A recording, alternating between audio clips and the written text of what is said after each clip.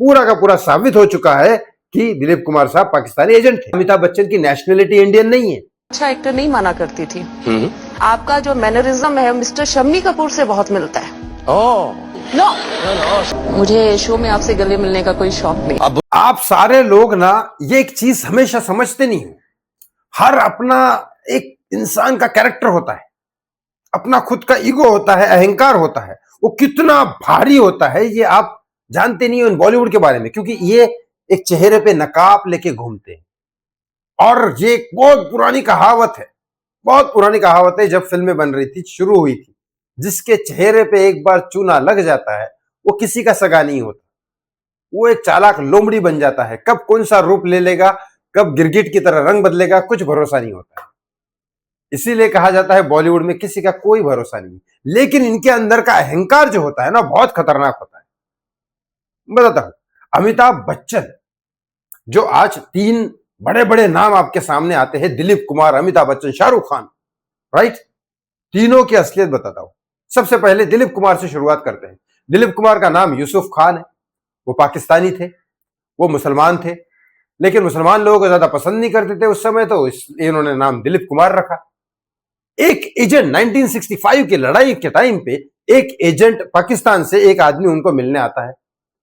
कांग्रेस की सरकार थी उस समय, आर्मी के डिफेंस वाले जो एजेंट्स होते हैं उन्होंने इसको पकड़ लिया कि भाई ये तो आईएसआई का आदमी है, ये तो पाकिस्तानी एजेंट है, यहां से इंफॉर्मेशन लेने आया है, तो उसको पकड़ लेते हैं। लेकिन वो दिलीप कुमार के घर पे मिलता है, तो दिलीप साहब बोलते हैं कि भाई ये तो मेरा फैन है, मुझे मिलने आया है। ठीक है, फैन आया है, मिलने आया है, चला जाता है। और अचानक 1965 में जवान जहां छुपे हैं, ये इंफॉर्मेशन किसी को नहीं थी, सिर्फ आर्मी के कुछ सीक्रेट्स ऑफिसर को थी। वो वहां पे अटैक कर लेते हैं पाकिस्तानी, और बहुत सारे भारत के जवान मारे जाते हैं। और ये बात प्रूफ हो जाती है, ऐसे और भी एक दो बार आज भारत के जवान मारे गए दिलीप कुमार को वो एजेंट मिलने के बाद, सेम। और फिर भी कांग्रेस ने कोई एक्शन नहीं लिया दिलीप कुमार के खिलाफ। लेकिन ये कहा पूरा का पूरा साबित हो चुका है कि दिलीप कुमार साहब पाकिस्तानी एजेंट थे। दूसरा, अमिताभ बच्चन। आपको पता है अमिताभ बच्चन की नेशनलिटी इंडियन नहीं है। अक्षय कुमार की नेशनलिटी इंडियन नहीं थी तो कैनेडियन बोलते रहे, लेकिन अक्षय कुमार कम से कम इंडियन में टैक्स भरता था, कोरोना के टाइम पे मदद करता था। ठीक है, गलत काम तो अक्षय कुमार ने भी किया, गुटखा उटका बेचा, लेकिन माफी भी मांगी। अजय देवगन और शाहरुख खान तो माफी भी नहीं मांग रहे, गुटखा बेधड़ल बेच रहे। इसको खाना है खाओ, नहीं तो नहीं खाओ, भाई कोई फोर्स थोड़ी ना कर रहा हो, ऐसा कहते हैं। अक्षय कुमार ने कम से कम माफी मांगी। दूसरी बात यहां पे अमिताभ बच्चन की करता हूं। अमिताभ बच्चन की नेशनलिटी इंडियन नहीं है, यूएस की है। क्यों? क्योंकि यूएस में सबको एक जैसा टैक्स भरना पड़ता है। टैक्स बचाने के लिए अमिताभ बच्चन ने नेशनलिटी यूएस की ली। बताइए, ये इंसान इंडिया को टैक्स नहीं देना चाहता। दूसरी बात, पोलियो पता है ना आपको?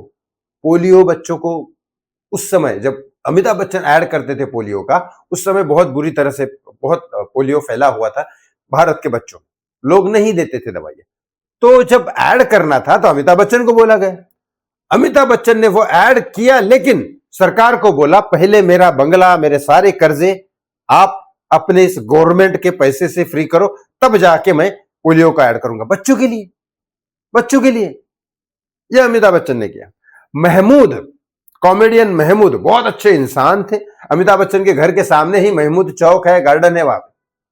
लेकिन वो महमूद साहब जिन्होंने, अमिताभ बच्चन पूरा मॉरली डाउन हो चुके थे, 36 फिल्में उनकी फ्लॉप हो चुकी थी। अमिताभ बच्चन का आज लीवर क्यों खराब है पता है? वर्सोवा के वहां पे समुंदर पे दारू पी के रोज पड़े हुए थे डिप्रेशन में, कि उनकी इतनी सारी फिल्में फ्लॉप हो गई। ये एक नेपो कीड को भी इतने मौके नहीं मिलते, अमिताभ बच्चन को मिल रहे थे, क्योंकि इंदिरा गांधी, राजीव गांधी के साथ उनके बहुत घरेलू रिश्ते थे और बहुत पैसे वाले थे अमिताभ बच्चन।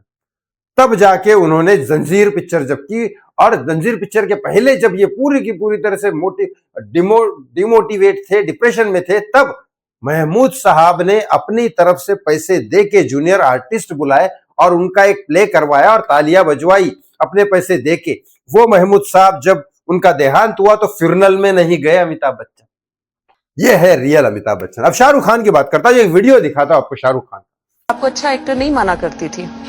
आपका जो मैनरिज्म है मिस्टर शम्मी कपूर से बहुत मिलता है। No sorry, in the field of intensity मुझे शो में आपसे गले मिलने का कोई शौक नहीं। आप बुरा मानेंगी अगर मैं अपनी तरफ से आपकी माँ जी को चेक देकर आऊं? हाँ हाँ नहीं, क्योंकि वो मुझसे गले जरूर मिलेंगी। हाँ। आशीर्वाद दीजिए। देखा आपने, ये वीडियो में आपको समझ में आया कितना अहंकार है।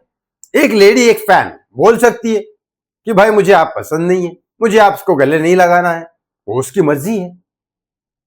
जब केबीसी जो थे वो तो शाहरुख खान कर रहे थे तब की बात है, तो नहीं करना है तो कोई बड़ी बात नहीं। लेकिन शाहरुख खान इसका बदला कैसे लेता है? इंस्टेंटली, दिमाग तो है, वह बोलते नहीं ये चेक मैं आपकी माँ को देना चाहता हूं क्योंकि वो आपकी माँ मुझे गले लगा ली। भाई साहब, मतलब पब्लिक को भी संभाल लिया, इमोशन भी संभाल लिया, पब्लिक की नजर में हीरो भी बने रहे और बदला भी ले लिया। यही होता है, शाहरुख खान किसी को नहीं छोड़ता है भाई साहब, किसी को नहीं छोड़ता है। ये तीनों के तीनों जिनको आप बड़े बिग मैन सेलिब्रिटी मानते हैं, वो रियलिटी उनकी ये है। बाकी आपको क्या लगता है कमेंट बॉक्स में कमेंट करके जरूर बताएं। थैंक्स फॉर वॉचिंग, बहुत बहुत धन्यवाद। जय श्री राम।